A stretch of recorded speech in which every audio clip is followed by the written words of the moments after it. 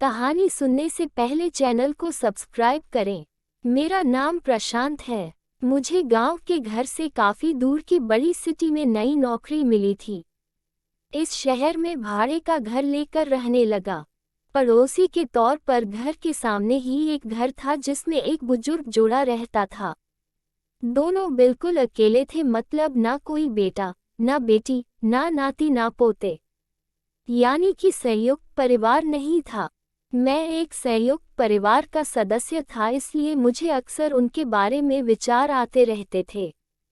मुझे देखकर बुरा लगता है, इतनी उम्र होने के बाद भी उनकी देखभाल करने वाला कोई भी उनके साथ नहीं है।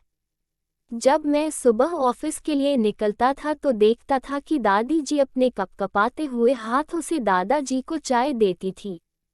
वैसे ही कपकपाते हाथों में कप लिए दादाजी चाय पीते थे। वहां पर रहते हुए कुछ दिन होने के बाद मुझे पता चला कि ये दोनों मिलजुल के धीरे धीरे घर के सारे काम करते थे। कोई भी उनसे जाकर बात नहीं करता। इतने दिनों में मैंने उनकी आवाज तक नहीं सुनी थी। जब मैं शाम को ऑफिस से घर आता था तब दोनों को घर के आंगन में बैठा पाता था और उन दोनों के ही चेहरों पर थकान साफ साफ पड़ पाता था।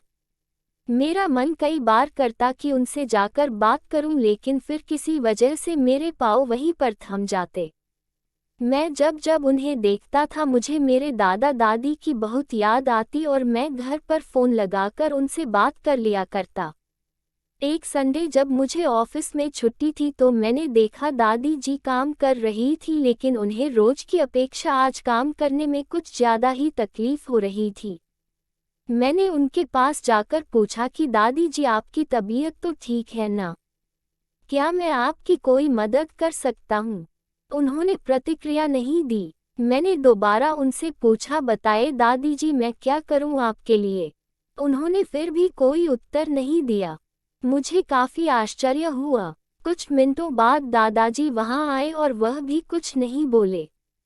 मैंने ही बात को आगे बढ़ाते हुए कहा, मुझे लगता है कि दादी जी की तबीयत खराब है, इसलिए मैं यहाँ आया हूँ।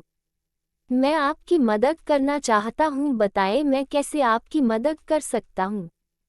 दादाजी इशारों से मुझसे बातें करने लगे। उन्होंने इशारों से मुझे बताया कि दादी जी सुन और बोल नहीं सकती। उन्होंने ये भी बताया कि वह खुद भी बोल नहीं सकते, वह सुन सकते हैं, मेरी बात समझ सकते हैं। उन्होंने इशारों से दादी से कुछ कहा और दादी ने मेरी तरफ देखकर मेरे माथे पर हाथ फेरा। मैं उन दोनों की तरफ देखते ही रहा और न जाने कब मेरे आंखों से आंसू बहने लगे। उस दिन के बाद जब जब मुझे समय मिलता मैं उनके पास चला जाता। वह मुझ पर बहुत प्यार बरसाते। अब तो मुझे उनके इशारे की मीठी भाषा भी बहुत अच्छे से समझ में आने लगी थी। एक दिन मैंने दादाजी से पूछा कि वह अकेले क्यों रहते हैं, क्या उन्हें कोई औलाद नहीं है? दादाजी ने दादी को इशारे से समझाया कि मैंने उनसे क्या पूछा। फिर दोनों मेरा हाथ पकड़कर मुझे आंगन में ले आए और अपने आंखों के आंसू पोंछे और उंगली का इशारा करते हुए एक साइकिल मुझे दिखाई।